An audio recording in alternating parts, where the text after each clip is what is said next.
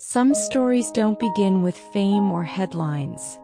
They begin quietly, with a woman opening her door and choosing compassion instead of fear.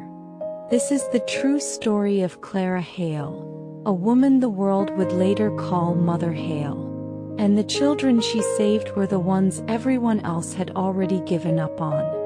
New York City in the late 1960s and 1970s was overwhelmed by the drug epidemic. Heroin, cocaine, and eventually crack cocaine spread through entire neighborhoods. Hospitals were crowded and many families were falling apart. In the middle of that crisis were the smallest victims. Newborn babies born to mothers struggling with addiction. These babies entered the world trembling, their small bodies fighting withdrawal before they even had a name. Most people looked away. Many did not believe these babies could survive. Clara Hale was not a doctor. She was not wealthy. She was a widowed mother of 3 living in a small apartment in Harlem, trying her best to care for her own family. But one day in 1969, Clara's daughter, Lorraine, met a woman in a park. The woman was holding her baby and looked exhausted and helpless. Lorraine gave her the address of their home. When the woman arrived, Clara welcomed her inside. But when Clara stepped away to make a phone call, the mother quietly left, leaving her baby behind.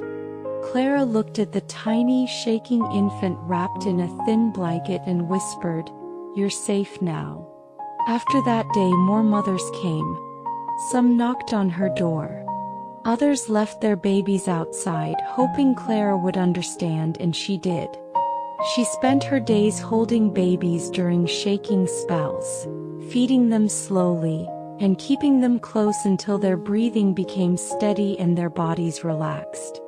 She learned something important. Warmth, stability, and gentle arms could calm withdrawal better than many medical treatments available at that time. Within 6 months, Clara was caring for 22 babies in her small apartment. Neighbors began to notice the quiet miracles inside her home, and word spread across Harlem until people started calling her Mother Hale. As the need grew, Clara refused to turn anyone away. Her apartment filled with small beds, blankets, and the soft cries of infants who had nowhere else to go. In 1970, she received her first official license to care for children in her home. By 1975, she opened Hale House, one of the first centers in the United States focused on caring for babies affected by drugs. Over the years, she cared for almost 1,000 babies, not supervised from a distance but held with real love. Clara believed something rare and powerful at that time. She said, "The baby is not to blame. The baby needs help. The mother needs help. And I can help them." Her simple words changed the way social workers, nurses, and doctors thought about addiction and compassion. In 1985, Clara was invited to the State of the Union address. President Reagan called her a true American hero. Newspapers wrote about her and television shows shared her story.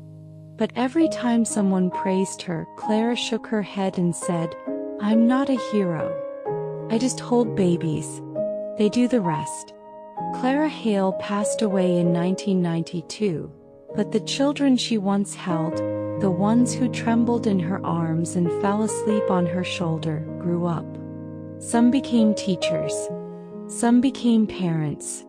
Some became nurses, artists, and people who now help others. And each one carries a quiet truth. Their life began again in the arms of a woman who believed they deserved a chance. Her story reminds us that courage is not always a grand act. Sometimes it is a woman in a small Harlem apartment, lifting a crying newborn and whispering, "You're safe now."